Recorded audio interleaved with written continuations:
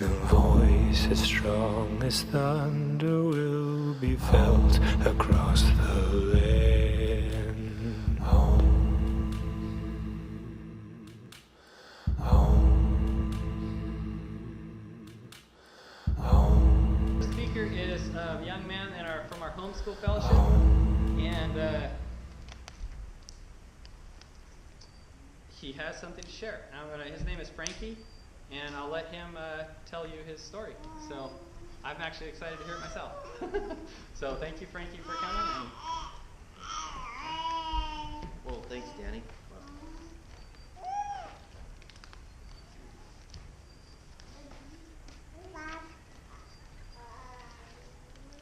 Okay, well, just this past year, I had the privilege and the opportunity to attend the Holocaust Museum, and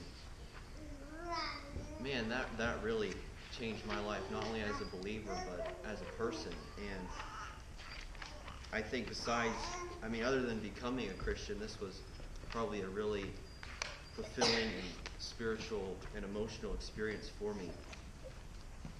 Well, I'm just going to tell you briefly today about what the museum was like, and then I'll close today by telling you how the Holocaust relates to abortion.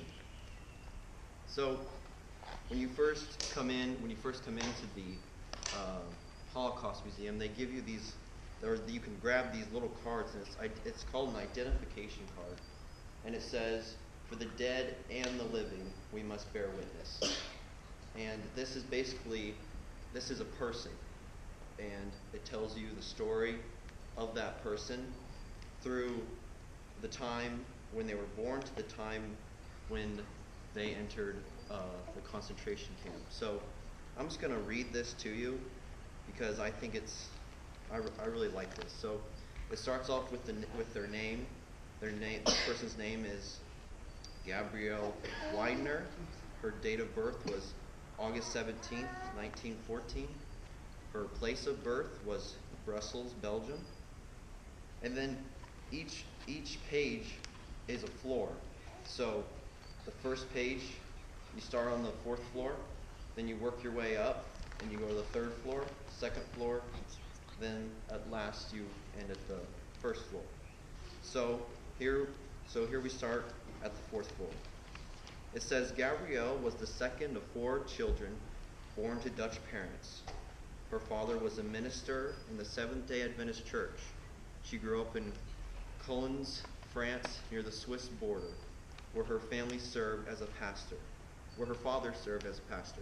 Gabrielle was baptized in the Seventh-day Adventist faith at the age of 16. She attended secondary school in London, England. 3rd floor. And these are the dates it gives, 1933 to 1939. Gabrielle became increasingly active in the Seventh-day Adventist Church, eventually becoming the secretary at the French-Belgian Union of the Seventh-day Adventist headquarters in Paris. Her student travels in Western Europe, and her knowledge of foreign languages proved useful in her work. On September 3rd, 1939, 2 days after Germany invaded Poland, France declared war on Germany. Now we go to the 2nd floor, which is dates 1940 to 1944. German forces invaded France in May 1940, and Gabrielle fled to the south.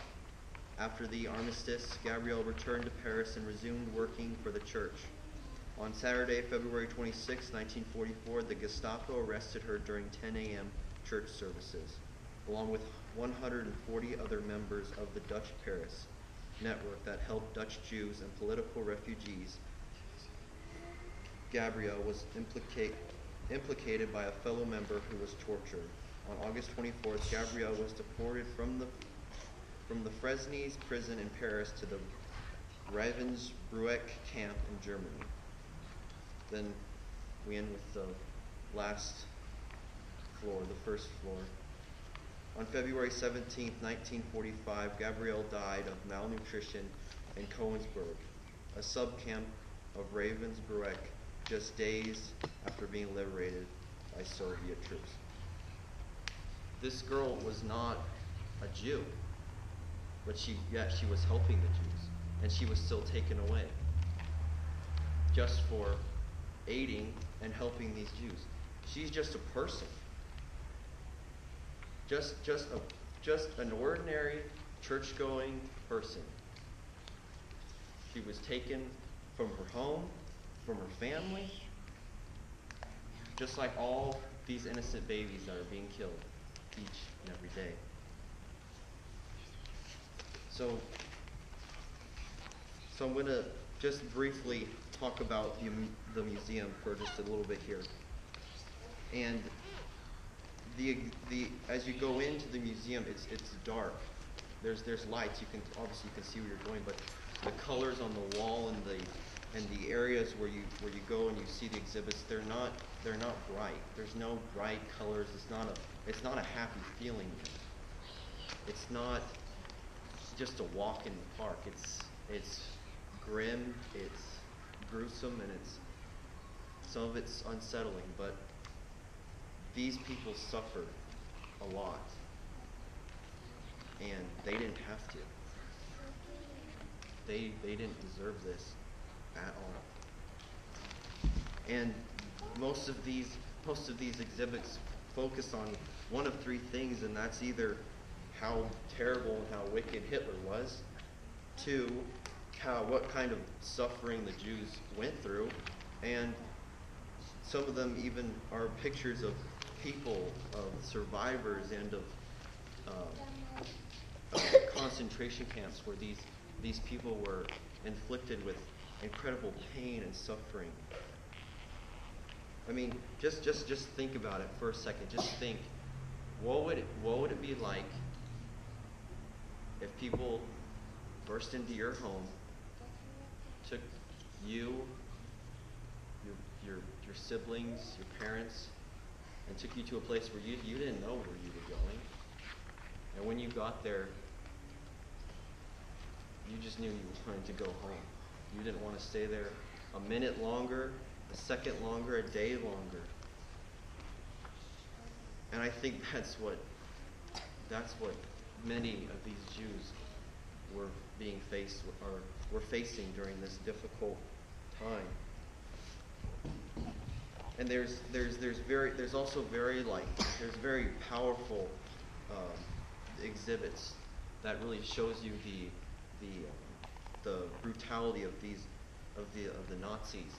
For instance, there's this one where it's just shoes. It's just old. There's little shoes, big shoes, and it's just amazing to see how many people were there. Then there's hair, and how the Germans would sell it for money, for profit.